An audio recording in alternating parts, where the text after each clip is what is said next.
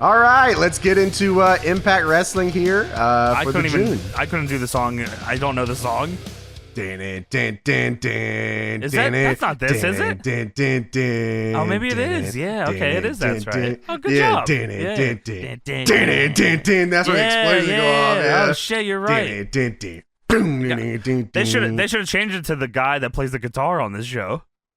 We'll talk about that guy. All right, so cold open here. Last week was open fight night, bitch. There was this dude was talking so fast, he needed to fit in so much story here that he was speed running at the end of this. Yeah, it felt like a movie. So last week was open fight night. It's the middle of the Bound for Glory series. Sting has restarted the Main Event Mafia to challenge the Aces and Eights. Mm-hmm. Hogan pushes Bully up against the wall very sexually and says, "Stop fucking my daughter, dude." You keep fucking her, dude. It's getting in the way of me fucking her, brother. Dude, I watched that part and I was like, are we... Only I can have sex with my daughter, dude. I was like, are we the week before the wedding? But no, this is way after the wedding.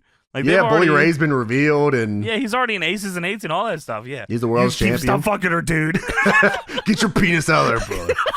Not on my show, dude. Not on my daughter, dude. So Kurt Angle is revealed as a part of the new Main Event Mafia with Steve Borden, and Kurt Angle ankle locked the world champion Bully Ray. Yeah, he jumped Bully Ray on the stage, ankle locked him, and will the Main Event Mafia be what TNA needs to get rid of the Aces and Eights once and for all?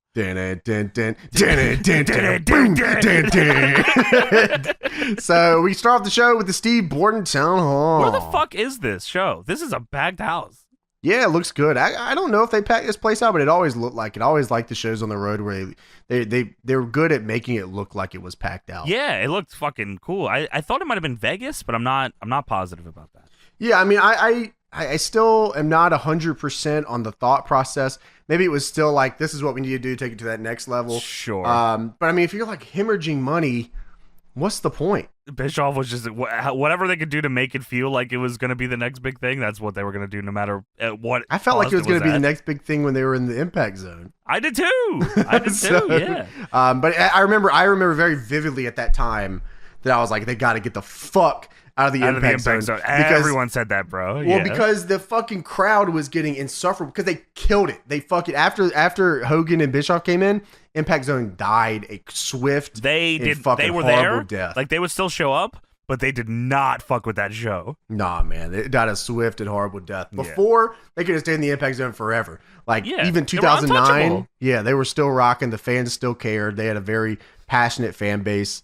And then you'll notice on the road here, one of the biggest things I noticed right away. So Sting comes out for this, and Sting is going to do a promo here in the ring, and you can see the people in the background, and this has got to be the oldest average fan crowd I've ever seen.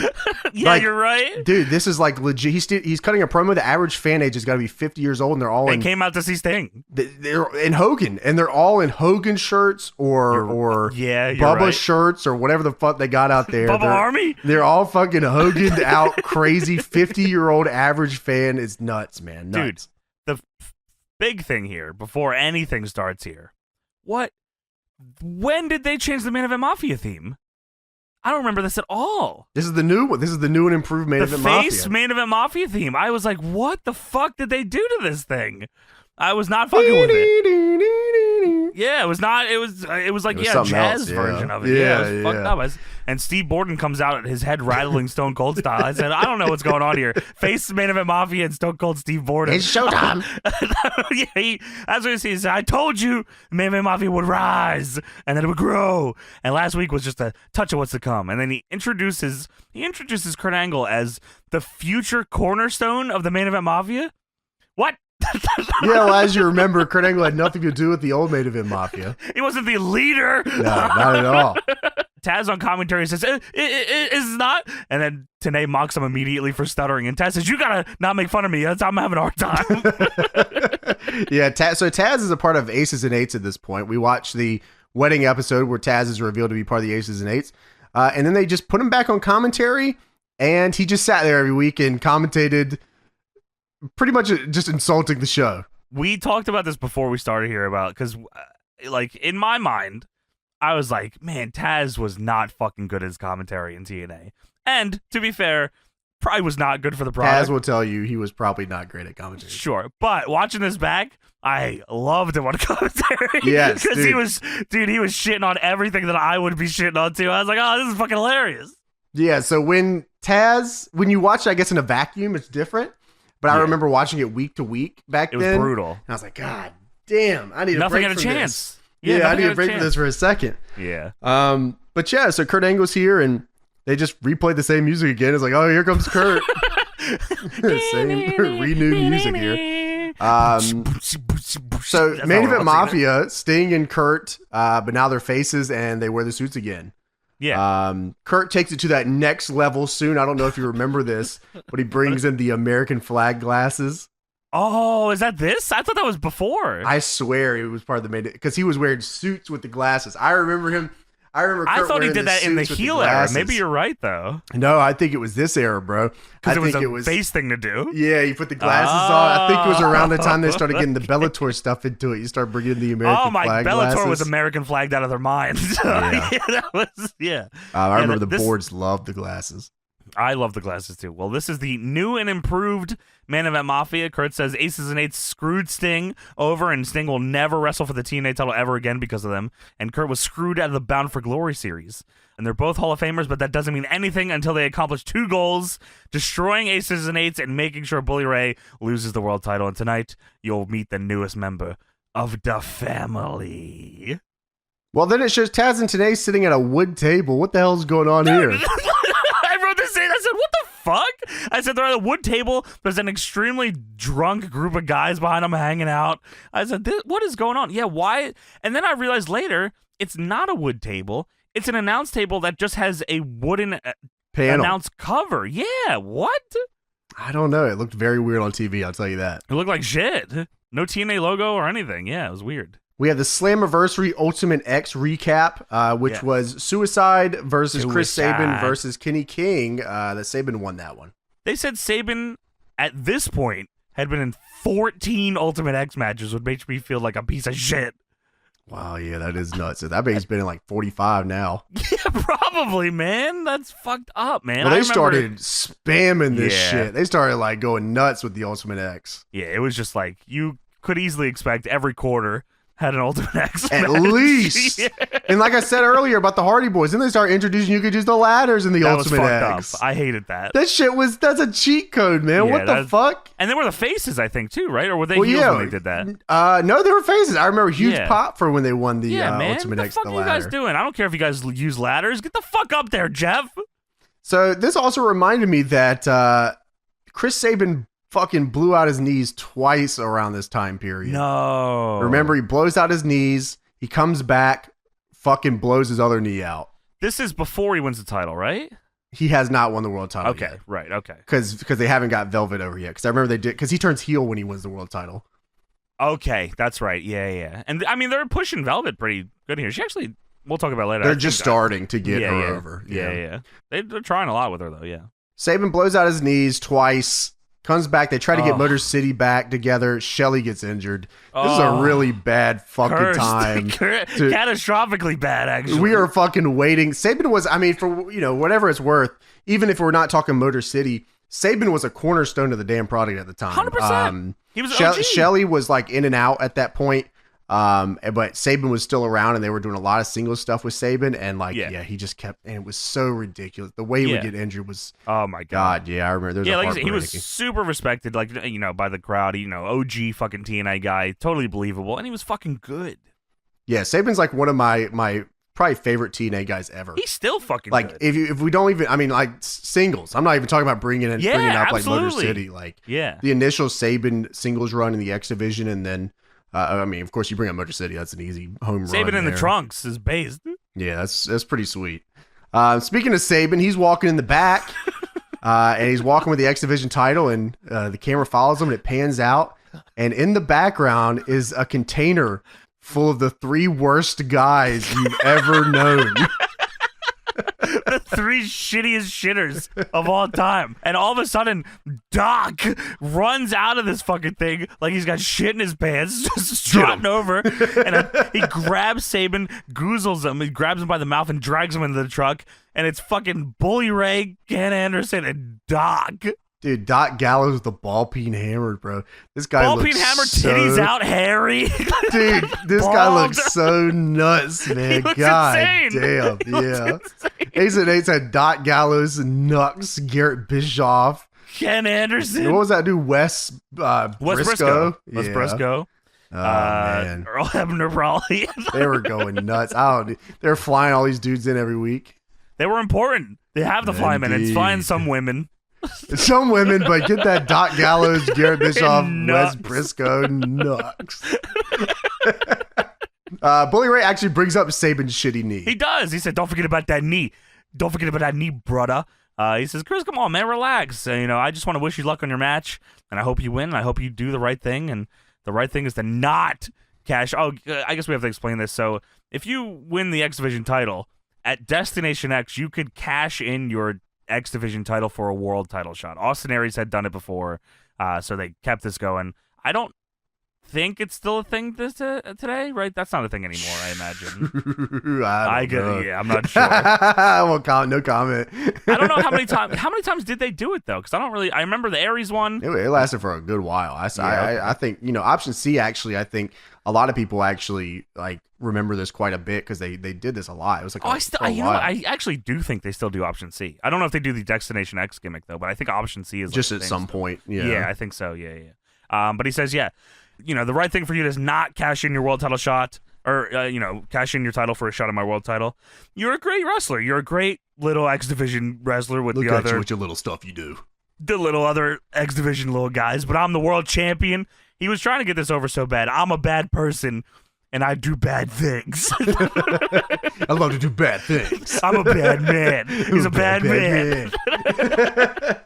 I actually like that about Bully's character is that he was just a tropey bad guy. Yeah, he was literally like a comic book character. Like he literally had an exact thing he would say, and it worked for him. Capzilla was like that was an over thing that he was doing. So at the time it was very well received. He was totally a believable world champion at that time too. I mean, Aces and Eights was not shitty the entire time, despite popular belief. It was if you can believe that.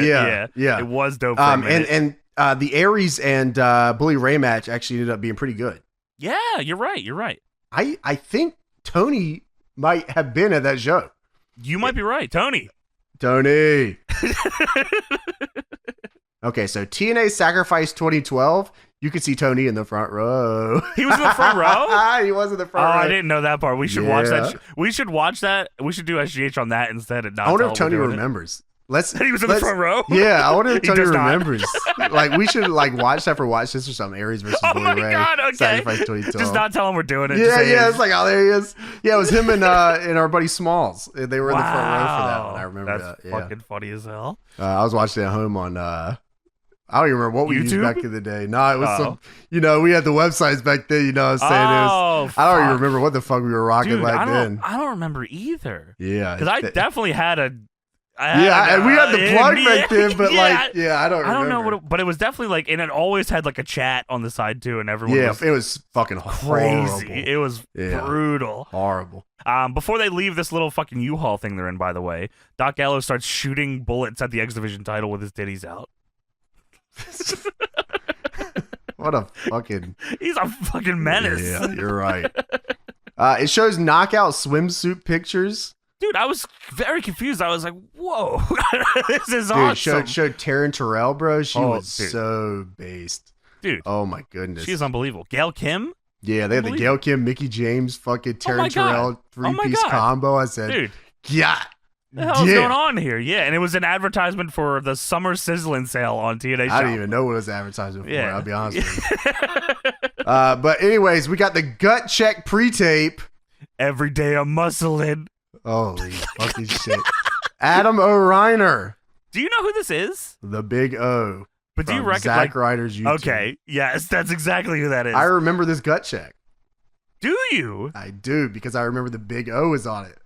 Wow, holy shit. I have no recollection of this fucking gut check. Do you know the Big O still works? No, what? He's the NYWC. Every day he's muscling. Dude, he's the NYWC champion. Damn. he like just beat Matt Cardona like last month. Oh wow. I'm glad they're still friends. That's cool. Yeah, he's still I think they were not friends for a minute. Yeah, I think there was some bad blood. Was big there. Heat. Yeah, big. He went to TNA. You fucking bastard. Yeah, Adam O'Reiner hype video. He was actually a part of the Fayetteville, North Carolina gut check. Were you at That's this? That's cool. No, you were not there? No, okay. Sadly, yeah. So gut check is a little different than we last talked about it. Yeah, it's a little different. They show pre-tapes now that right. There's pre-tapes, but I don't think they still do the segment. I don't think they do, right? I actually don't know if they do the segment. It just feels like they do matches and then somebody wins and then you get signed. I swear they do something. No, he didn't get signed, did he? No, he doesn't. No. He because they said like he wins this and then like he got to wrestle somebody else next week or some shit. Oh, I thought no. I'm pretty sure they said no to him. I'm pretty sure. Is that right? Oh, fuck. Yeah, I'm pretty sure they said no to him. Yeah. So Sorry. They showed the gut check lineup. Yeah. Every day I'm muscling. I read that down. That was on the back of his fucking hoodie, by the way, for those wondering. Every day I'm muscling. Jesus Christ. So gut check at this point was also fan vote oriented. So like there was like a list of people that I guess tried out for it, and there would be a poll on TNA's site. You know, love those polls. It was Adam Cole, Kevin Steen, El Generico, sadly, and Adam no, it was Adam they were nowhere O'Reiner, near this. And the Big O, Adam O'Reiner. Every day I'm muscling. He surprisingly somehow, OVW guy won. I don't know how that happened. Also on the list, because they showed the list, number one was Bad Bones. Do you know WXW Yeah, they guy? signed him. They eventually like get him. He on the wins, show too. right? Yeah, I think he wins. Yeah, I don't know if Bad Bones still wrestles or not. But I remember he was like, I remember his name coming up a ton. I do too. Everyone wanted TNA to sign him bad. Yeah, he was like, oh, he still does wrestle. Good for him. Yeah, so there was Bad Bones on that list. They used him on the UK tour. That's right. Yeah, Bad Bones, Dab Savage. I don't know what that is, but I saw it. Facade, Punjabi Prince Johnny Facade? Gill. Yeah, Facade was on this. Yeah, oh, cool. The Big O, Lufisto. Oh, what the fuck? Wow. Yeah, Chance Prophet, AJ Kirsch, who is he was like WWE Games guy, wasn't he? He voiced Buzz in 2K19. Oh, that's what it was. Sure, okay. And I don't know also who the hell that is. You played 2K19 My Rise, career? Dude, if you had a gun to my head and said, what is Buzz? I don't remember. What is 2K Buzz? I'd be like, what the fuck are you talking about? Well, you're dead. You're fucking dead. And one of the last names on the list was Nikki Storm. Ooh, I guess they had no interest. No, I swear they used her on a UK tour she too. Was also she wasn't on boot camp, was she?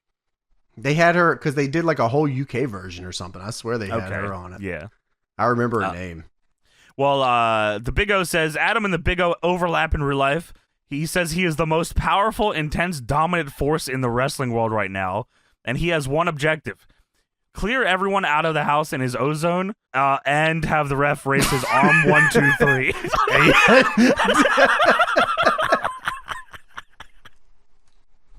One objective, and have the ref raise his arm 1, 2, 3. I'm muscling. Every day I'm muscling.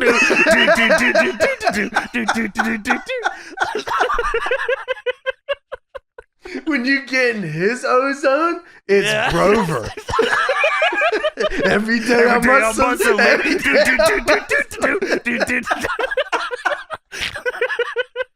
He had it all. Somehow, this guy did not win.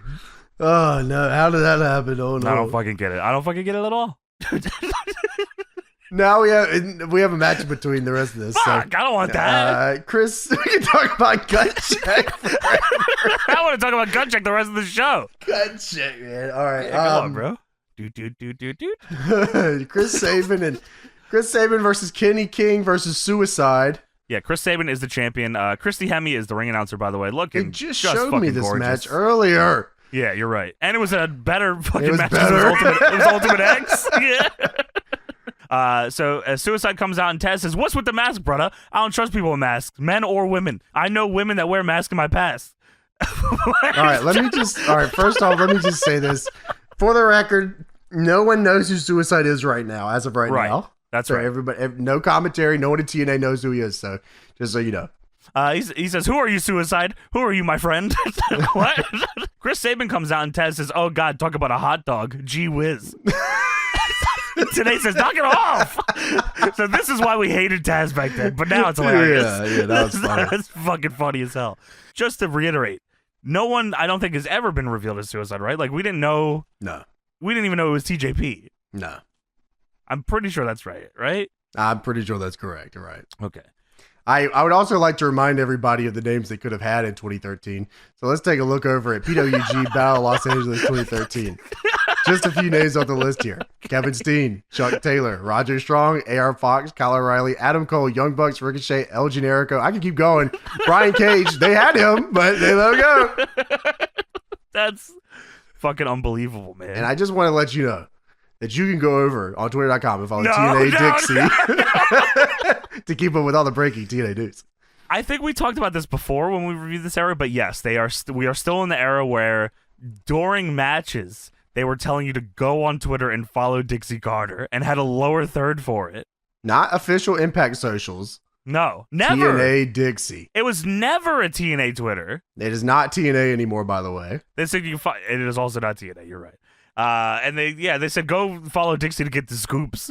What? This is insane. Fuck are you talking about? Taz also keeps calling Suicide the suicidal one. I don't think any part of Suicide's story was ever that he was suicidal. It's just his name. What are you talking about? You got the DOA? Come on, look at this guy. He definitely was suicidal. That's why he's wearing a mask, bro. Yeah, I guess so. They have a fun little match. I mean, it's like you said, the clip one that they showed us earlier looked way cooler. Yeah, this is really the problem that TNA had with their product in general at the time was while they were telling a lot of stories, they were like definitely doing a lot of angles on TV. They never let the matches do anything. Every match was just to get the angle, and they wouldn't let the guys do anything. So even on the match where it's like the worker rate part of the show, like the Sabin, King, and Suicide, they flew these three guys in specifically to represent the X division. They didn't do shit. So they did one Tower of Doom spot. That was cool. TNA. Yeah. Oh, wait, we can't do that no more either because it's not called TNA. Wow. Oh, yeah. I guess that never dawned on me. Did they just stop chanting TNA? I didn't hear TNA at all, so. Oh, yeah. Fuck, you're Plus, right. Plus, everyone hears 50 and likes Hulk Hogan, so. Well, Sabin. A real identity crisis, to be honest. Yeah, absolutely. Sabin hits Kenny King with the Hail Sabin, but Suicide breaks it up. Suicide hits a TNA kick on Kenny King, stares at him for a minute, and then inside cradles him. Kenny goes for the Royal Flush, which I think is a cool move, by the way, and nobody has stolen, which I don't understand why. It's like the... Gotta be tall enough to get him to clear. It's the F5 that he spins, like, rock bottoms you out of, right? Yeah, that's right. Yeah, which is cool as fuck. It is cool, yeah. He goes for that, but Suicide counters and stacks him up for a 3, and everyone is confused by this. I was confused. You're confused, bro. I'm fucking confused. So he stacks him up, and they show the replay. He stacks him up on the pin, and Suicide holds the rope, and the referee's out of the ring during the pin and counts on the apron. This made the ref look stupid. Yeah, everyone looked kind of silly here. Then they cut back. Suicide's celebrating with the X Division title, and then I look behind him and I see Fire Ant in the crowd. I was very confused. I don't know what's going on here. And Suicide's mask is all like fucked up and sideways, so he just looks all deformed. Hey, he looks at the hard cam with the mask to the left of his head. It's all melt, man. What the fuck is wrong with you, man? And then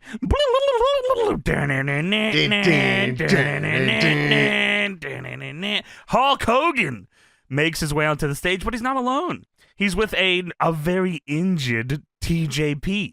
Now, what the hell is TJ Perkins doing out here with him all hurt and stuff? It looks like he's let me tell you, brother. I found this little jabroni walking around backstage, dude. His name is TJ Perkins. He works here, I guess. I've heard he works here, and I heard he works very hard. That's pretty much what he says. This is like when your mom comes in with your little brother or something, he goes, you have to let him play the Xbox. That's what Hogan did. He brought his fucking little jabroni on the stage and said, you let him be Suicide, dude. You take that mask off, brother. It is not your time to wear the mask, dude. Well, Hogan says he's one of the toughest and hardest working guys we have in the back, dude. His name is TJ Perkins. And for years, brother, he's worked in that ring to put food on the table for his family and for his kids' brothers. His kids, I wrote his kids' brothers and then question marks. I found this little jabroni backstage, dude. He threw up. This little dude's stomach hurts, brother. It's because of you, dude. He needs his chalky milk, and he needs it now, dude. He has, and always has been, suicide. So they just reveal that TJ Perkins is suicide just cold here. And I've always known that, brother. I knew it the whole time, dude. I knew he was a hard worker, the suicide. He's the real suicide. Somebody jumped TJ in the back and stole that suit. And then Hogan takes his glasses off and he says, nothing makes me more pissed, dude, than seeing someone cheat to dictate their way to the top. I want to know who beat you up and who's under that mask right now, dude. So Hogan starts making very slowly walk into the ring. He can't run. He's got no speed in him. Dude, can you imagine having access to Hogan to do these dumbass angles every week? Where TJP's stomach hurts? Yeah, go take this little fucking jabroni out there, brother, and just cut a Hogan promo. All his kids, brother. His kids' brother's brother.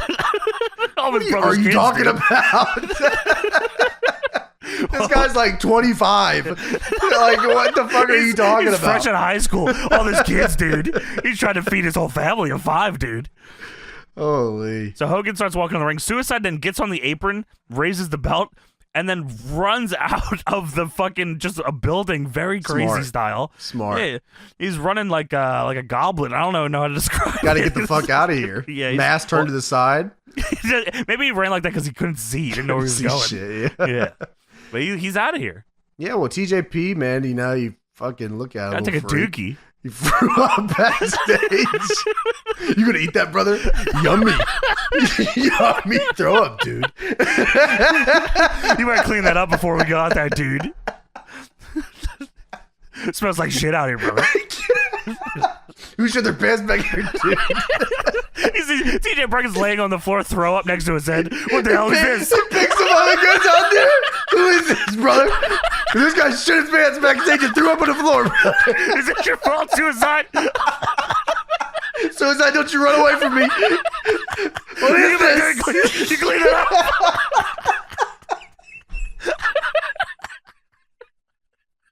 He picks him up off the floor.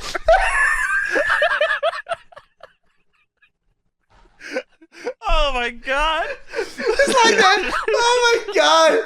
It's like that picture where like the dude's like hovering over the guy who fell at the McDonald's or whatever. Oh my god, fucking Pepe. Yeah, yo, who is this?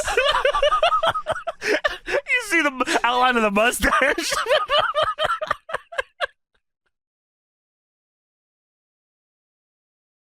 Yeah, Hogan's basically like the fucking dad of TNA here. He's just fucking.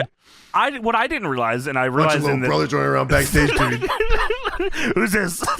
Who is this little freak right here, brother? Look at this guy. Little jabroni. Dude, I didn't realize until the next segment. Hogan's the general manager? That's a thing? I guess so, yeah. That's what Tna calls him.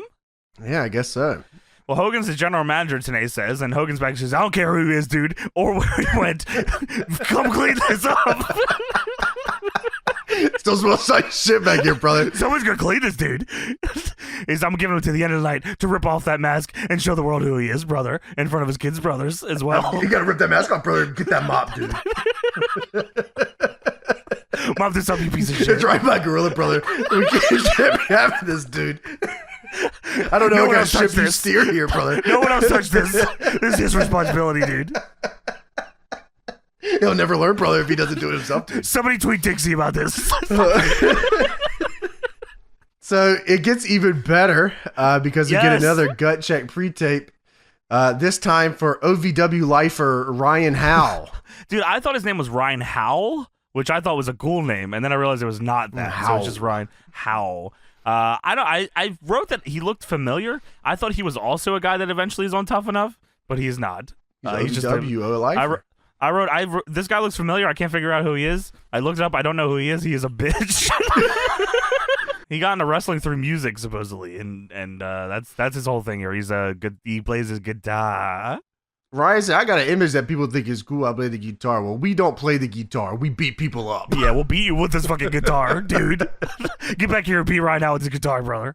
So now it is time for the Ryan Howe versus Adam O'Reiner singles match. This could go down like as one of the worst TNA matches ever, right?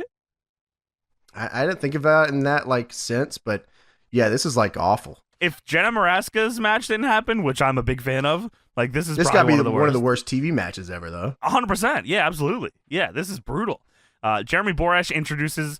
He says it's time for that top 2 prospects to earn their way onto the Impact Wrestling roster, and he introduces Ryan Howe. And Ryan Howe walks onto the stage, and he has his guitar. And he fucking plays the Star Spangled Banner on his fucking guitar with his mouth, and he keeps playing it, and he keeps playing it. No one's making any sound. No one's excited. No one's happy. He keeps fucking playing it. Fucking He's got to throw up on his playing the guitar. Playing the guitar. We get it! The guitar! He has an image that people think is cool. Well, he stops playing the guitar. That is insane to say before you come out there. I have an image that people think is cool. Well, he is an idiot. Every day I'm muscling. Every day I'm muscling. Dude, he stops playing the fucking guitar, and there's like... there's no reaction. Like, it's a negative. The only reaction is Taz yelling, he's back! And Mike Tenay says, wait, what do you mean he's back? And Taz says, Van Hammer. I love this guy. Van Hammer's back, brother. He said, I love Van Hammer. You think he's any better? The answer is no. He's not. He's way worse.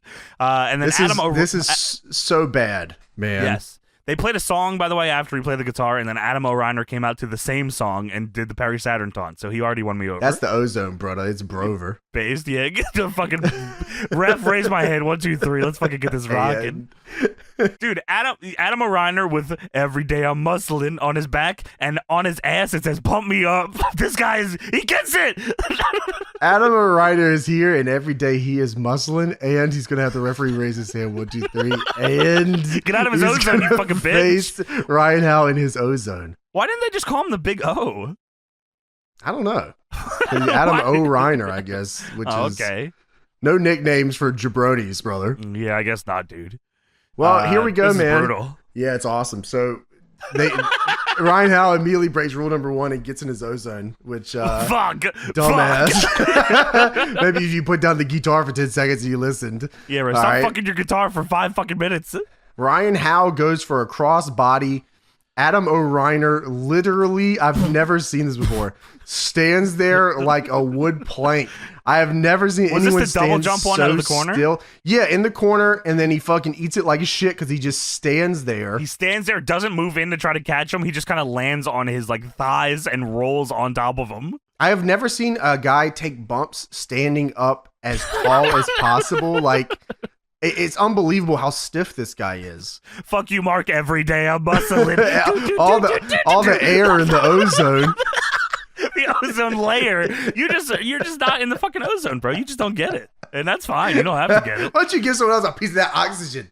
All right, in the ozone layer that's covered up so we can breathe. We don't have the red speed of your mom's ozone, bitch. So Adam O'Reiner with the power slam. Shittiest house of Ryan Howe does the shittiest house of fire ever. No one's fucking cares. Adam O'Reiner can't figure out how to bump on any of the fucking any of the comeback. Taz says that's not Van Hammer, huh? Adam O'Reiner with the power slam for the 3 count out of nowhere. Out of nowhere. Oh, which came right after, by the way, Ryan Howe going for a move, yelling, "Oh, baby!" And immediately after, someone in the crowd yelled, "Shut up!" Which I was dying laughing. I replayed it like 5 times. That was Tony.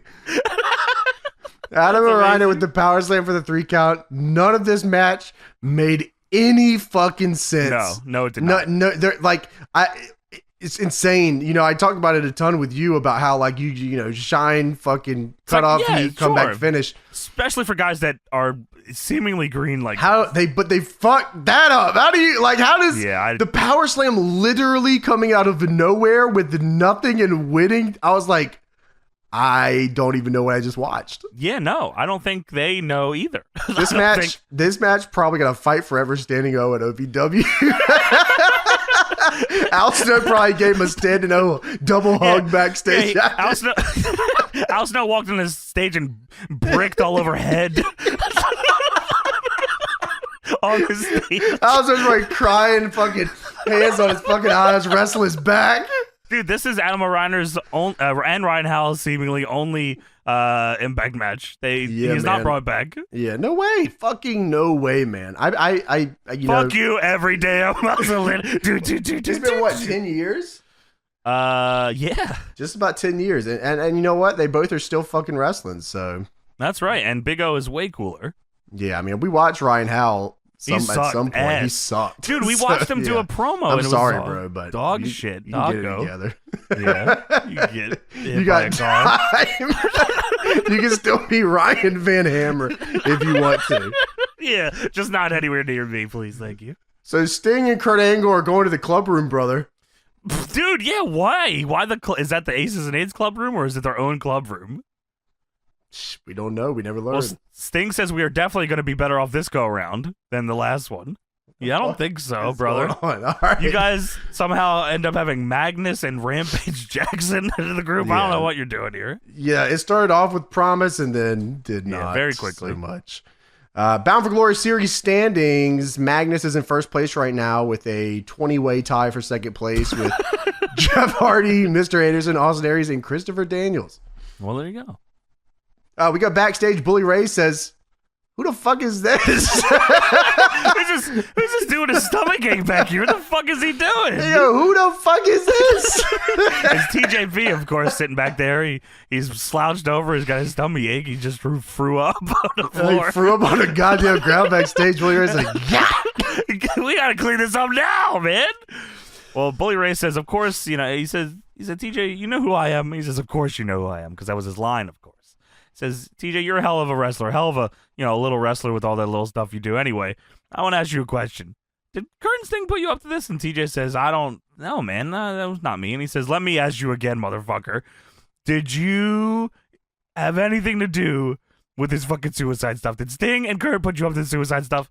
What is going on? You know the guy with the face paint. You know Sting." He said, "Did you put you up to this?" And he said, he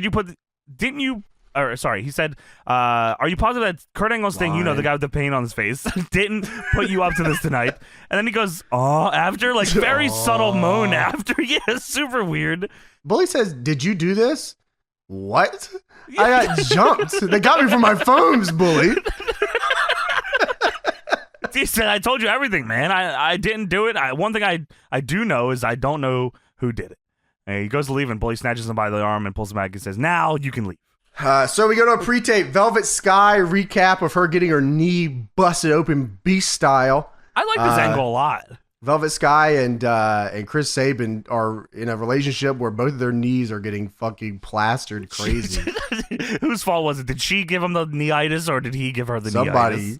Somebody's giving somebody something here. Damn it. And Mickey is definitely one of them, because Mickey does not give a fuck about Velvet Sky's knee. No way, dude. And Mickey, I don't even remember this run. I like this angle a lot. I like heel Mickey James here. This is fucking awesome. Yeah, this is very good. And you know what? Mickey James and Gail Kim and then later on Taryn Terrell are a really good centerpiece for this division. Sure. Absolutely, man. Yeah, Mickey is playing like this condescending heel right now, and they're trying to get people behind Velvet. Yeah. They're trying to get people behind Velvet. She's not title ready just yet. Especially when you see the match a little later on, but they're definitely starting to turn the wheels a little bit to get closer and closer to that. Yes. She just needs more time. Absolutely. And I mean, it looked like she had promise in the crowd. Like, I mean, the crowd was brutal to her after this one, but I feel like there was like potential there to fucking do something. The angle's pretty much, so Velvet's knee is fucked up. Mickey and her are friends. Mickey takes advantage of her shitty knee, beats her for the belt. Velvet keeps wanting a rematch, but Mickey says, "Yeah, we can do it whenever your knee is ready." And Velvet's like, "Yeah, I'm ready." And she's like, "Yeah, whenever your knee is ready, whenever you're healthy, you can have the match." She's like, "Yeah, I'm ready. Yeah, you let me know when your fucking knee is ready, and that's fine." Well, Velvet eventually gets clearance from her doctor, and she shows Mickey it. And Mickey says, "Oh, well, this says you were cleared yesterday, but your knee still hurt." And Velvet's like, what were you talking about? And then Mickey kicks her in the knee. I thought that was awesome. I love that. Yeah, that was dope. So they got Gail Kim wrapped up into this too. So, you got some pretty good stuff going on right now. Yeah, because Gail Kim wants the next shot, but Velvet obviously thinks she should have it because she was champ. So we have Velvet Sky versus Mickie James for the Knockouts Championship up next. I feel like a part that like they eventually mentioned during this match, but it was super like a whatever comment was that ODB is the ref for this match, and like it was like I didn't know why. It was like in my mind I was trying to figure out is she the fucking like referee for the knockouts at this time or something, or Taryn was it just Terrell probably injured or something? Oh, maybe. Yeah, remember because she was the referee. She was the ref, right? Or maybe because she started wrestling. Yeah, maybe she was just in something like that. But yeah, ODB out there with a handprint titty ref shirt. Well, the real catastrophically bad thing that happened here was Taz didn't say "let the pigeons loose." Okay. Yeah. Oh, yeah. No, you're right. Yeah. Like, which is. I'm glad you understood. She does the spot took you too. A second, but you got there. You understood. Yeah. No, you're right. You had to understand how fucking fucked up that is. Because that was his whole fucking thing. I swear the last couple of episodes we watched either didn't have Taz on commentary or he didn't say "let the pigeons loose." This is fucked up. You think they told him to stop doing it? I think it was a heel, brother. Aces and eights. That's a face thing to do? At the time, yeah. Even Tna got into it. There was a sign that even said, "I came to see Velvet's guy let the pigeons loose." Yeah, it was a very which big is face crazy. thing. Yeah, I guess some people might not know. "Let the pigeons loose" is what Taz would say when Velvet Sky would bend over the middle rope and shake her ass during her entrance. Yeah, so like he's insinuating the pigeons come out of her ass. Yeah, I never really figured why that, because like, yeah, I mean, I guess it was his version of trying to like puppies, except this is for ass pigeons. Sweet entrance. Yeah. Also, base Mickie James gotta be one of my favorite James. I mean, that's just was definitely one of mine. I don't really like many James at all. Mickie James me neither. is probably the only one that guy I on Reddit that also doesn't either. But yeah, that was me. Mickie James is. I mean, I remember this run very vividly. Really? Okay. I was super. I must have been super tapped out at this point. I was still there. I was there. But yeah, Mickie looks fucking great here, and her fucking heel work here is tremendous. She cuts a promo here, pretty much telling Velvet, "Hey, we're still friends. I still care about you, and I think you should not take this match. I don't want to see you get hurt. You should walk away from this. You should do the right thing, and don't be a $3 stubborn pack mule that you are, and just walk away." I wish we could get Mickie James in DPW. Oh, that'd my be God. really cool. Dude, she is legit. Gail Kim and Mickie James would be like very cool, because I think Gail's sort of done. Like, she's pretty retired at this point, but there's no way she can't still go though. I know, yeah. She could definitely at least have a tag or something. Like, did she have a retirement match, Gail? Gail and Mickie were like two huge proponents of like that whole division.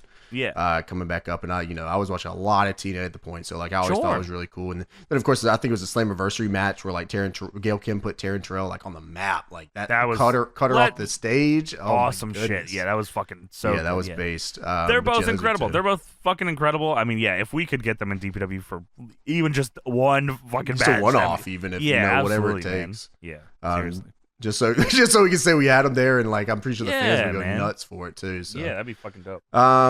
But yeah, so yeah, $3 stubborn pack mule. Crazy sentence. Absolutely, I like what she's spitting there. I was surprised. I guess because they're still getting Velvet there. She's not there yet. But the crowd was not there for Velvet here. Mickie was. No. I think the really big thing was that Mickie is just too good. She's also too over. You know what I mean? Like, she's still a heel, but when you're touring, people want to see Mickie fucking James. So like, whatever. Let the pigeons loose, bitch. Velvet hits a head scissors on the outside. I thought Mickie was I thought she was throwing her into the table. I thought she was going to tombstone her on the floor. Oh, that, you know what? I thought either that or she was going to do the thing where you just swing your head, like her head, and smash Velvet into the fucking table. Oh, yeah, true. They also advertised the Exercise with Jeff Hardy TNA Always Evolve app. I know you were looking for a thing to replace MyFitnessPal, so I think this might be the thing for you here. I'm pretty sure this was. And this was so sad because at the time they were advertising TNA 2, TNA Impact. The game. They like had just.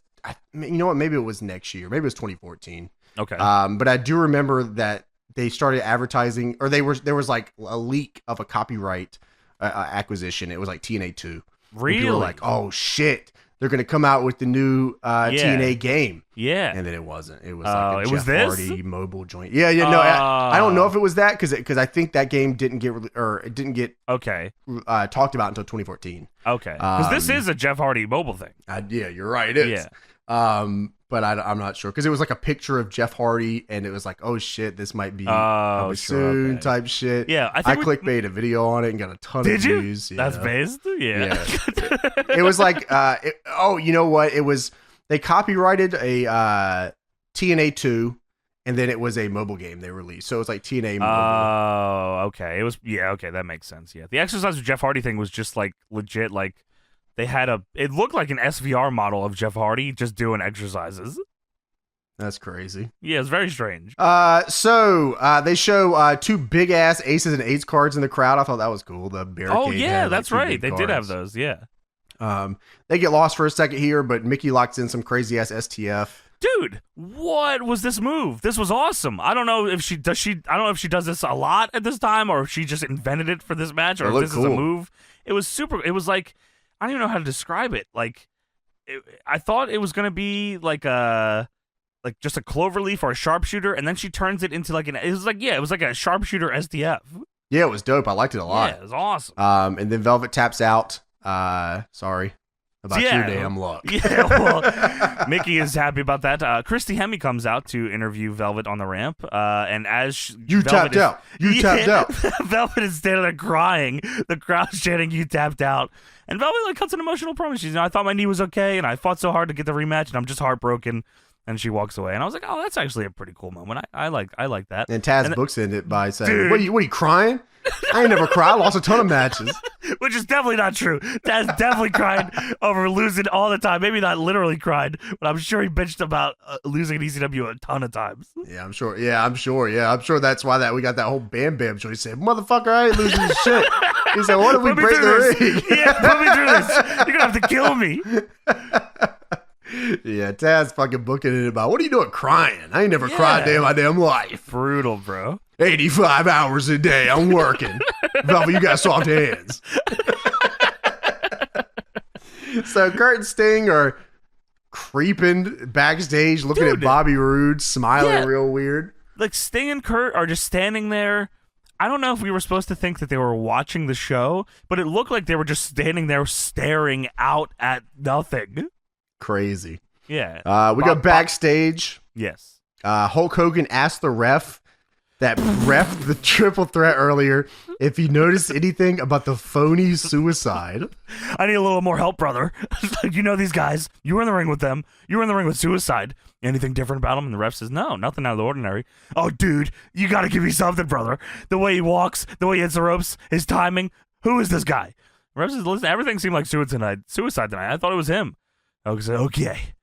Well, let me tell you something, dude. Comb these halls, dude. Find this clown. If he doesn't unmask, I'm stripping him of the title. Hogan is, I feel like Hogan's like 3 segments away to saying, I'm going to fucking kill this fucking guy. He's going to die. I'm going to fucking shoot him.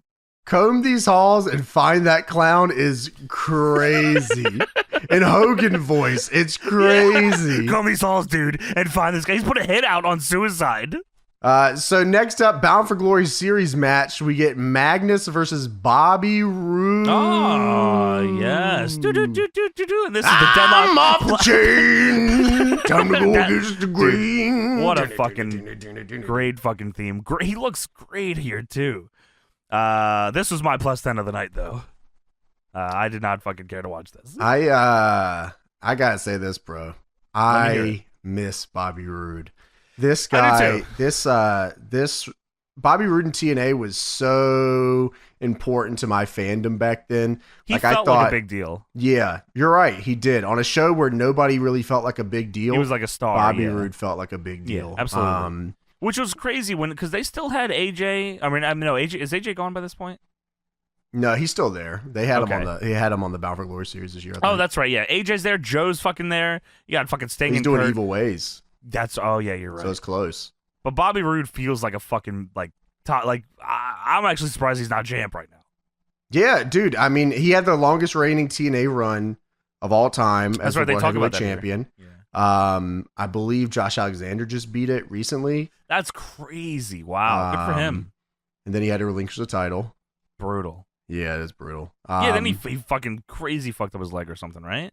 His arm, I think. Arm, okay. Yeah, I think his tricep got tore. Ugh. But Bobby Roode was so good. The reign was fucking crazy. That was the reign where Sting bashed his head on the chair doing his finish. Didn't he do the same off the stage too? He did like the scorpion off the stage. Yeah, off the stage. Yeah, fucking hell. And Roode kept using the beer bottle, the beer bottle. Yeah, from Storm, and it was a great fucking Aries run. And then like Roode Destination X 2012 was. I can't talk about that enough, bro. I can't talk about how perfect the Aries Roode fucking run was. Destination X 2012 is like one of the best pay-per-views ever. It was from fucking TNA. perfect. Yeah. Yeah. I mean, really came together. Fucking could not have asked for anything better. Aries was on the run of his life. Roode in was an on the era run of where his people life. had already given up on TNA, like 2012 was hot. Yeah, it was really fucking sweet. And they were trying to like integrate guys back into the X division. They had like Scorpio Sky on the show and Rubix and oh my, yeah, they had Marisculo. Yeah, they had all the stars and they were all there. And they gave El Generico a tryout match. Yeah. That's on Patreon. It is on Patreon. But Bobby Roode, yeah, the off the chain with the lyrics was nuts, bro. Never gonna be the same. Was that he go in the corner and do the fucking the pose? Yeah, the pose where he closes his eyes and look the up. Rainmaker pose, dude. Yeah, he was a superstar. I mean, WB man. I don't even want to look. I don't even want to get started on that. He's still there. He's still there. Is he hurt? I don't know. I'm sure somebody has some him. reasoning why he's not doing something. Okay, fair enough. I'll tell you this much. I feel like we got his end of his career stolen. Like I feel like I like cool man. You know how many times I gotta fucking tell you this. I hate saying, "Oh, but he got paid well." I'm fucking great, fantastic. I'm so happy. But we got robbed of like 10 fucking years of like Bobby Roode. Getting it on. Yeah, man. I'm over like a rat to Kong. Was that Dixie's husband that did that song? I don't know if he did. He was in his bag. It was Serge Salinas, I think that might have been. Crazy. And I know people talk about his NXT stuff where he was doing the glorious thing. It doesn't even touch it, bro. It doesn't even touch it. I'm telling you, bro. That is not. Doesn't even touch it. It's not. I'm off the chain. And not even like as a fuck WWE thing, because you know it's fun to do that. But no, it's not even close. It's not even close. No way, man. If you liked his NXT stuff, please go out of your way to watch that fucking at least the Aries Roode fucking run. It's so fucking. Dirty Heels was fun too. Dirty Heels was fucking fun. Yeah. All-star wrestler in a time where they didn't really have all-stars. He was the all-star for them. Yeah. Very cool shit. Sadly, he had a match with Magnus here tonight.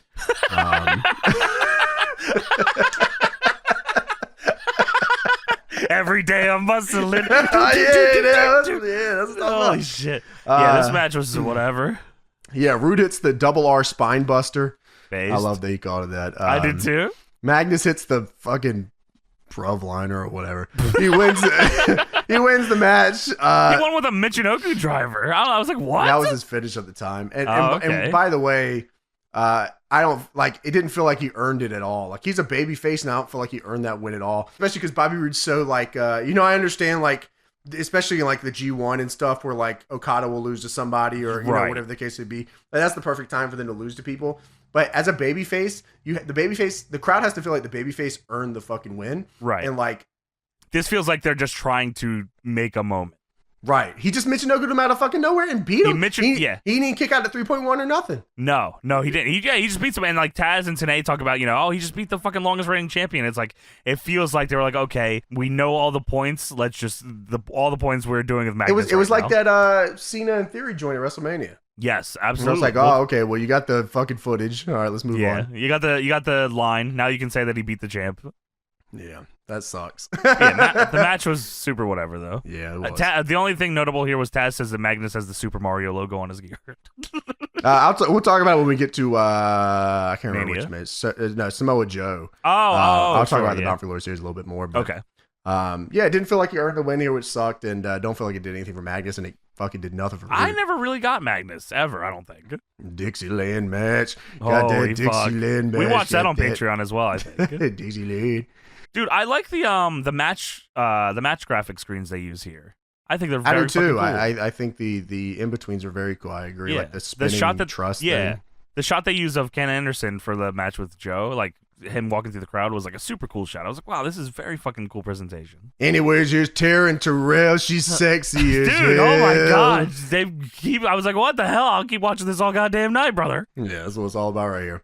So we go backstage, aces and eights, walk into a locker room which has the following people in it: Chavo Guerrero, Robbie E, and Jesse Goddard. What the fuck? What locker room is this? Is it the boys? The boys that got here? Yeah, the boys are back here, man. Hanging out. Bang, bang, bang, bang. Jesse though. Which, this is like, I didn't realize, well, we're going to talk about it in a minute. This is like the beginning of that. I'm so excited. I can't believe that. I'm so excited. So yeah, Bully, the Ace and Eights walk in. Bully says, listen, are any of you guys suicide? Chavo's like, does it look like I have a costume on? And Billy says, have you talked to Kurt Angle or have you talked to Sting? And Robbie says, come on, man, I don't talk to them, which is a fucking funny-ass line. I don't talk to them. Bully says, if I find out any of you are suicide, it'll be career suicide. And Bully says, and a little advice for you, Jesse, you might want to lay off the carbs. And while this is going on, you can hear the fucking guitar entrance from that fucking dude playing in the background. I guess that's when they filmed this. Yeah, it had to be. I was like, holy shit. I'm surprised they didn't film that like earlier in the day. They like legit are filming that while the show is going on. Yeah, you're right. I guess it's live, so yeah, that is weird. I don't know why maybe they thought of it. Maybe they thought of it like as they were doing it or something. Go harass Chavo and the bromance. Probably didn't even fucking tell him or anything. Just go in there, quick, second. Are you suicide? What the fuck are you talking about? So now we have the James Storm and Gunner Town Hall. Wow. Yeah, this is absurd. It is absurd. This is ridiculous. So James Storm is here. He's talking about, says, they say tag team wrestling is a science. Well, look at us too. We're not two scientists. I know damn scientist. No way. You might be able to do that way better than I can. I ain't doing that voice like that. No, come on. He's been called a chemist, going from Coke and Jack, plus a little lime and some tequila and pretty ladies and some ice cold beer. He goes, one hell of a good time. Oh, hell. And he puts over Gunner, which leads to, he says, now you're looking at the World Tag Team Champions, which leads to the following people coming out: Robbie E, Jesse Goddard, Tara. Jesse though. Jesse though. Do you remember that at all? Yeah, that's his fucking girl. That's real. I don't remember that at all. I do remember that. Wow. Okay. Well, shouts out. It doesn't last very long. It doesn't seem. It does not. But okay. It is an interesting pairing that has some moments like this, which is I like I'll it. take. He said what he's learned. Like some of the lines he hit were like pretty good here. Storm was a good promo. He was. He was a good promo, but he was over. He was. Once again with TNA, if you got somebody that's like a star, you gotta push them, and like that's why they put like they put James Storm like Gunner and shit because they're like, we got to get this guy over. Yeah. For some reason, they don't have the belts with them though. You know what? That's super weird because in the backstage shot where they're walking to the ring for the promo, they have the titles. They definitely forgot them. It had to have been, right? So yeah, the bromans interrupt here. And Robbie E, look, man, this guy was so good. He was fucking great, man. He was so good. And you know what's crazier is we'll talk about the bromans and because they're forming right now. Yes. But the bromans had a fucking face tag team title run that was good, actually. It was good. It was good. And dude, because the bromans got over because they were fucking good. They were so too. good. Yeah, they were that fucking they got fun. over his faces. Yeah. And like even just Robbie on his own, like even before this, like, when he came in and all, like people were like, oh, fucking Jersey Shore stuff. Oh, he's just a rip-off Zack Ryder. But he was so fucking good that he got over despite all that. Oh, you're not on the list, bro. Dude, the list is something legendary. The Cardigans. Yeah. Oh my god, bro. He was rocking crazy. The bromance. Yeah. Oh my. Bromance is so fucking sweet, bro. Yeah, man. That is so good. Jesse though. This fucking gotta bring this up again. WWE has kept this guy in hell forever. Robbie E he's a guy in a suit. Works there. fucking on the coconut loop doing nothing. He's a guy in a suit. Oh, who's he with? Who's he with? Von Wagner. Von fucking Wagner, dude. He's with that fucking guy. It's Von He's Wagner. with that fucking guy. Right. Yeah, so, dude. Dude, done literally nothing. This guy I was such a big Robbie E fan. I was so into Rob Terry and the fucking Robbie E was team. So great. I loved when they added DJZ. Bam, bam, bam, bam. Get the goddamn Jesse though. Dude, the list and they had it. This was so sick. And I swear to God, I'm so happy for you that you have made a lot of money in WWE. I could not be more happy for you. But I feel like I have been robbed of the Robbie E years here. Because he's been there for how long now? It's been a while. Yeah, it feels like it. Been a while. But yeah, they cut a great promo with James Storm here. The train has sailed down the road, bro. What? The train has sailed down the road, bro. It's in front of you are the future of tag team wrestling, Jesse Goddard's, Robbie, the Bromans. I couldn't believe it. I said there's no way that we watched the introduction of the Bromans. That's crazy. Yeah, a lovely fucking team. And then James Storm will not stop saying bromance. What, you guys a thing now? You a bromance? He tries to get the crowd to chant bromance. It doesn't really work out. He did not say bromance. I was drinking a bit, but I could have swore you said bromance again. He did not say bromance. It's 2 words, bro, mans. And plus, we got this hot chick, my girlfriend. He doesn't say her name. Plus, we got this hot chick. My girlfriend. He doesn't say her name. That bromance thing reminded me of Dude, Where's My Car? Yes. Dude, sweet. What does mine say? Dude, what does mine say? Sweet. Zoltan. That was awesome. This segment was fucking fun. James Storm then calls Tara a butterface, which is crazy. That's egregious. That is fucking insane. Dude, Tara is so unbelievably sexy. It absolutely crazy. Fuck you, James Storm. Fuck you. Crowd chants Butterface? Y'all are crazy. They do chant Butterface, but they cut to a guy who's definitely chanting Brotherface. He's a Hulk Hogan fan. Plus, we got this hot chick. My girlfriend. So Jesse then goes to hit Storm, but Gunner hits him. Kills him. Awkward because Gunner sucks. Yeah, I feel like he actually hurt him. And then James Storm says, "Sorry about your damn luck." Man,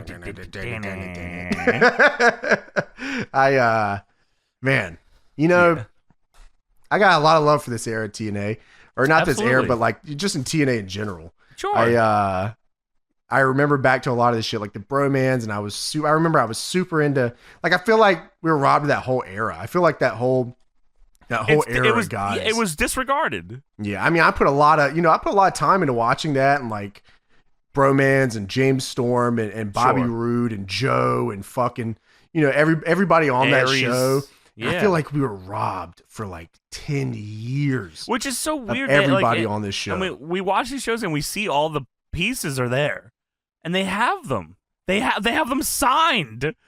But it's like, we'll give Jeff Hardy the title again. I'll give Sting the belt again, I guess. Yeah. It's crazy. Sorry about your damn luck. We go backstage. Guy asks Sting and Kurt about suicide.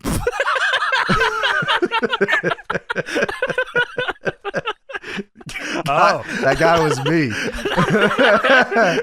Can you assist? So Sting says, "This is going to be a good night. Let's go talk to our mystery man." That had nothing to do with suicide. What the fuck, man? Yeah, Kurt says maybe we should go talk to the mystery man himself. Yeah, okay. All right. Well, Impact Wrestling is brought to you by 5 Hour Energy. It was, forever. I feel like it was 5 Hour Energy out of their mind. Since at least 2009. Yeah, for sure. So now we have Samoa Joe versus Mr. Anderson.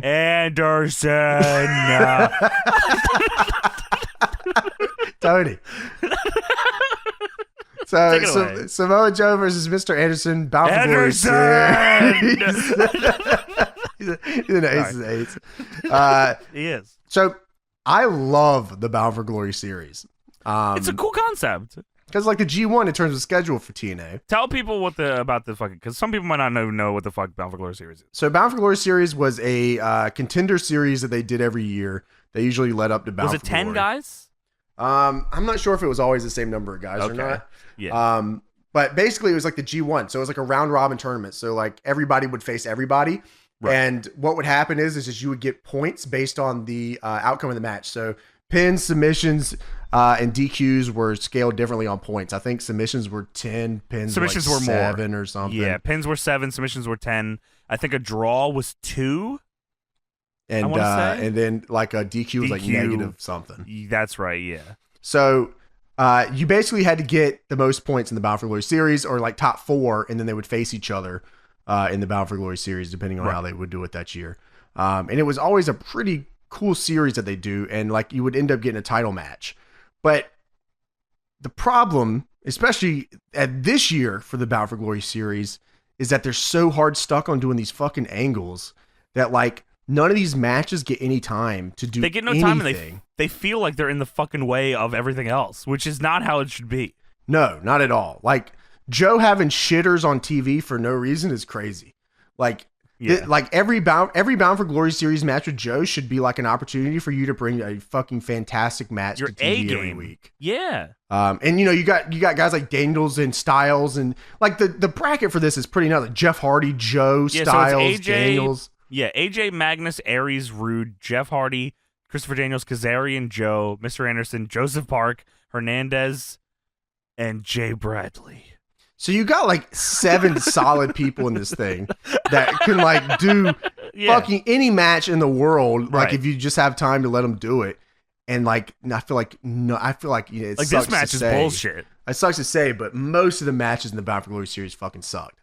Yeah. And it sucks that it's like that because I don't feel like, the G1 is pretty in terms of like what it does to your body and how often you're putting on these crazy matches like that. It's a pretty grueling series to do in Japan.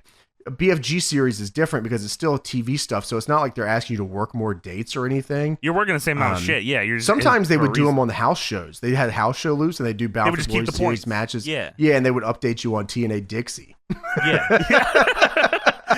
It felt like I said, it feels like the tournament was like it was just a means to an end. Like it was just here's the points. Like it wasn't anything that was special, like you said. Like no matches were like, oh wow, we get this match is gonna happen in the tournament. I can't wait to see what that is. It's like, oh, we have a match here, and I wonder who's gonna get the points. Oh, and adding it to the house show loop is a good idea to keep things interesting. Yeah, and to keep you locked into the product and stuff. But yeah, man, like you got like 7 of the most over wrestlers, like very good wrestlers in America at that point. Right.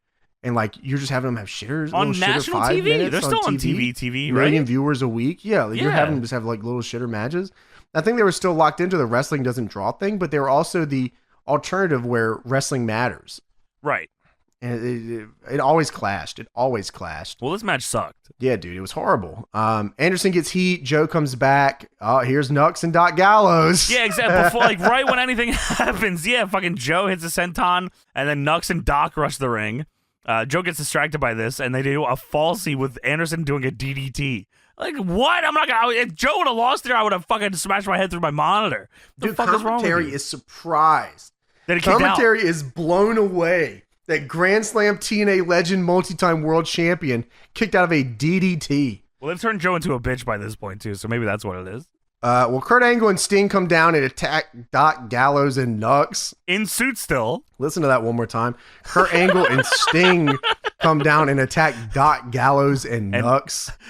Yes, Festus and Mike Knox are fighting Kurt Angle and Sting here. That is fucking insane. They bumped them around the ring. Sting and Kurt beat him through the crowd. Mr. Anderson goes for the mic check, but Joe grabs it's his flatliner. Joe grabs the ropes, then snatches Ken up, rear naked choke, and gets the win and gets 10 points. Well, Joe is a secret member of the Main Event Mafia. Yeah, they just immediately, there was no like fucking, Kurt and Sting get in and hug him, and then Joe throws up what I assume is the Main Event Mafia hand symbol. Yeah, that's right, the M's, bro. Main Event Mafia. Nick Mondo? Yeah. It is Nick Mondo's thing, yeah. Double style fucking M's, baby. He wants to fucking double. I was like, what the fuck, Nick Mondo shit? Yeah. And then they hit the Main Event Mafia music face style, so all I could think about Joe throwing up these M's in the background, This fat son bitch. We've been world champions all over the world. This fat son bitch was going to take us all out. Calm down, Scotty. Calm down. Where is Steiner at this point? He's gone. I don't know. Yeah. I'm going to bleed.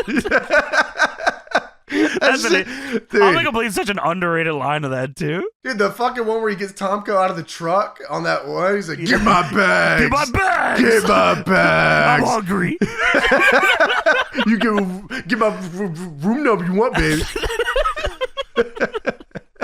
Damn right, he's nice. Hey, Kurt Angle. Dude, Steiner and TNA, man. What a crack up guy, man. Get my bags. Unbelievable. Get my bags. I'm doing him an egg. That's the line. That's the fucking one. Crazy, man. If you guys have never seen that Tyson Tomko promo outside the truck, it is fucking hilarious. There's surely a compilation of Steiner and TNA. You just look it up. Get my room number you want, baby. You like that? Kiss that. Confucius. So Hogan is walking backstage. He's confused, brother. Someone tell me where I'm at, brother. I don't know where I'm at, dude. Help me, please, brother. I'm lost, brother. I need to follow Dixie. How do I follow Dixie? She's not here, dude. So Sting and Kurt hand Samoa Joe a suit. And they said, "Welcome to the Main Event Mafia." Yeah, that's your thing. You get a suit, which is very cool. I like that. You know that shit does not fit this guy. No goddamn way. They got that Men's Warehouse joy. You know that shit does not fit. Well, Kurt says, "You're going to like the way you look in that." And Sting says, "Then I guarantee it." And they both laugh together like a couple of dads on a sitcom. Yeah, what the hell is that supposed to be? I don't know. I thought they were going to turn on music. him. We gave him a... You like that suit. You get Steiner walking up. Bomb in it. He's fat. He puts a suit on, he fucking blows up MacGruber style. Well, now it's time for the Hulk Hogan Town Hall.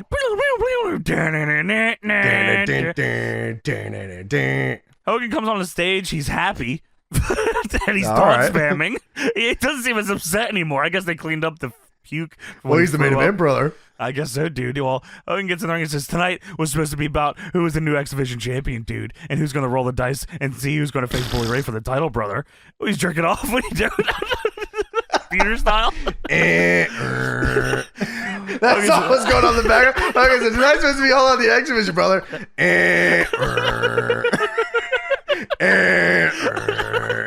So Suicide, dude, or whoever you are, you need to get out of here right now, or I'm gonna take that title away from you, brother, and I'm gonna fucking kill you. So get out of here, dude. Well, Suicide comes out and he gets in the ring, and Hogan looks very confused with his glasses and his mustache. He's coming. Hogan doesn't stroke his mustache here, so I was very thrown off. I don't think he was fucked up. Was he not confused? He was not confused. Well, he's happy. He wasn't puzzled? No, he was not. Man's not puzzled? Terry was not confused. Hogan says, "You know something, brother? I've been around the block a few times. I've pressed giants over my head, and I've chopped mountains down with the edge of my hand, brother. But you know something? I understand when opportunities arise your way, you turn them into gold. That's what I did when..." This is an insane fucking line. I don't even know what he was talking about.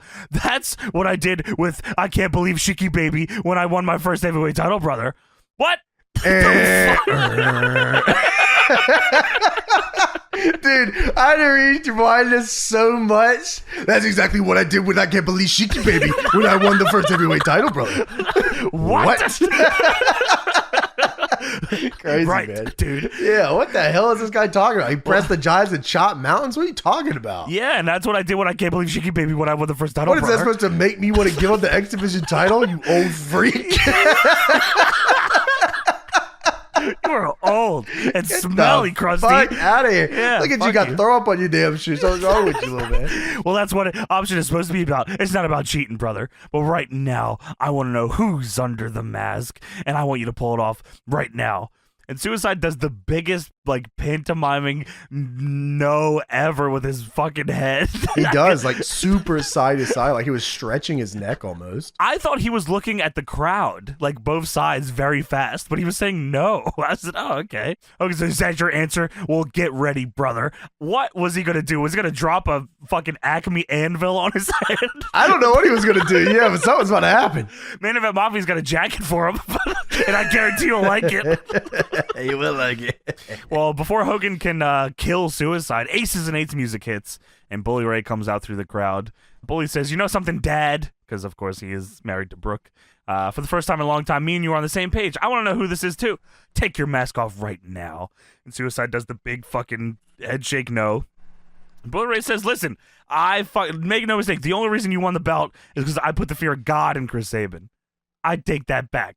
I put the fear of me in Chris Sabin." This is all his shit. He's got the lines on him. Yeah, he's got the lines on Capzilla, man. This guy's crazy. Said, "Do yourself a favor, walk away. I'm a bad person who does bad things. Put your tail between your legs and leave." No, because you know something, brother. He felt like a Road Gallery character or something. Yes. He felt like he was a Batman Road Gallery character or something. That's just fucking, I mean, that's exactly what the division needed at the time. And Bully was there for it. And he was in the best shape of his fucking life. He was incredible shape, bro, yeah. Oh, you know something, brother? I'm tired of all the crap. Take the hood off right now. You got a hood on? Take it off. Suicide then has a microphone, and he cuts a promo, and it's like, how do you what do you describe what they do to this microphone here? Like Halo 2 voice modulated. Yeah, voice modulated is what I was looking for. Halo 2 is even better. Halo 2 voice modulator. Yo, the real ones know what I'm talking about. Yeah, so Suicide cuts a fucking promo. He says he was in the darkness. He felt the pain. It's kind of like Kane. And my doormat is shared. Yeah, in life we are given choices and options. Do the right thing or do the easy thing. Bully Ray, you ask people, they know who you are? But the real question is, do you know who I am? And you should, because I'm the man who's beaten you once before. I'm the man who started Option C, and he fucking takes the hood off, and it's fucking Austin Aries. And the crowd's like, oh shit! And he says, I'm the man who cashes in and won the World Championship, and I'm the man who's gonna do it again. And then it cuts to Bully, surprised Hogan doesn't really care. Oh my God, brother. Who is this? Who is this little jabroni, dude? Is this TJ Perkins, brother? It was TJ Perkins the whole time, dude. Dude, you can't just get in here with a mask, dude. You have to go through gut check. Please get in the back of the line. I love that Aries' accent is so recognizable that, like, no matter what, they've modulated his voice and you could still understand. I could tell immediately. Yeah. Anyone that's ever heard Aries talk, maybe in the arena over the loudspeaker, it was modulated more. Maybe, yeah, sure. But yeah, at home you could so tell it was his Aries. cadence it didn't really change. It sounded like he was also trying to put on an accent under it to make it disguised even more, like a British accent for a second. Yes, yeah, and it didn't help at all. But Aries unveils to be Suicide, and he is cashing in his option C to face Bully Ray. I believe. Yeah, I think it had to be a Destination X, right? Yeah, that's right. But Chris Sabin ends up facing Bully Ray and winning the belt, which is fucking a pretty cool. I'm not really sure why that happened there. I'm not sure. On the July 4th episode of Impact, Sabin defeated Aries and Manic in a 3-way match to regain the X Division title. And then they just gave it back to him. Okay. I mean, the heel turn at the time wasn't like universally praised or anything, but it got Velvet Sky over, and it got it was something new for Chris Sabin, which was kind of interesting, and sure. So I mean, it was something new, and I'll take it. Yeah, whatever. You know what I mean? Like it was working, and but yeah. So again, I mean. The gut check stuff was silly, and the Destination X, by the way, was a special episode of Impact this year on TV. That's right, because it's Sabin Bully Ray cage match, right? Is that the cage match one or no? I think it is the cage match one. Yeah, I thought so. Yeah, but Sabin said that he thought maybe the cage match where he's turned. Sorry, go on. No, I was just gonna say I think Sabin at the time wasn't super into it. Like he was like, I probably shouldn't have got the No, I think he was fine on the turn, but he said he doesn't think it was his time to win the title. He thinks that like it should have been built up more, maybe. Okay. But I think like all wrestlers think that, and like while he probably is right. You never really know wrestling sometimes. You kind of have to take it where you can take it. Sometimes it's the time, sometimes it's not. You just have to take it where you can and hopefully it works out. But you're right. Yeah, I mean, a good overarching storyline here for TNA's episode. So that's what I was gonna get at. The pacing of the show I thought was tremendous. I thought the pacing was awesome, and I thought the Main Event Mafia and the Suicide thing through the whole show I thought was fun. Yeah, I thought it was fun, and fucking Hogan being the Fucking dad of the show is the funniest shit super ever. Super weird. The Sabin Bully Ray match at Destination X is a regular match. And then Sabin defends the title against Bully Ray in a cage match at Hardcore Justice, which is another special. And that's where Bully Ray wins the title back. Oh, okay. Yeah. After the ball peen hammered to him, brother. That's probably right. Yeah, but I mean, the overarching thing was cool. And then, the only thing that could have made this episode better is I would have cut the gut check shit, and I probably would have just done man, just do gut check matches. On do it on YouTube. It doesn't need to be on the show. All the X Division joints being triple threat was corny. Yeah, I appreciate them trying something just to at the time I hated it too. I was like, this is so gimmicky, yeah, corny. Because they also had a ref cam on the dude's head too for a little bit too. Yeah, they tried so much shit. It's like, dude, just do the X Division. Just hire Steen. Just hire Steen. He wanted to work there. He wanted to work there. That's crazy. Dude, I remember because I was at one of these fucking TNA events wearing the Steen shirt on TV. Wow. And then I talked to Matt Hardy, and then on the plane to SummerSlam. Yeah, I remember that. Yeah, and fucking he was talking to Steen, and Steen wants to work there. You could have just hired Kevin Steen. Yeah, they could have had Generico too. They could have ran that whole feud just off the rip for the title.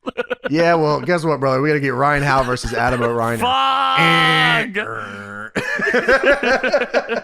Well, there you go. That was Impact Wrestling for June 27th, 2013.